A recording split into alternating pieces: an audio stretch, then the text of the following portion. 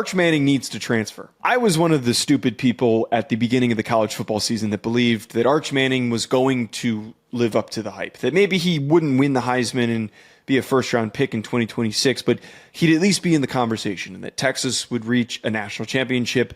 None of that came to fruition. And today's loss to Florida was a prime example of that. I thought that this could have been a little bit of a coming out party for Arch Manning. I thought this was going to be a spot for him to regain some confidence, but it was the complete opposite. He finished the game with 263 yards passing, but he had 2 touchdowns and 2 interceptions. He was also sacked a whopping 6 times. And a lot of it was because he was holding onto the ball way too long. And the interceptions that he threw were in crucial situations where he needed to make better decisions. Arch Manning is not going to succeed at Texas. And this isn't me saying that the kid can't be successful. He just needs to go somewhere else.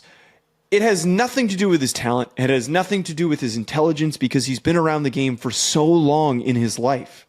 But it's so apparent that the pressure has gotten to this kid to such a degree that it is impacting his ability to stay composed.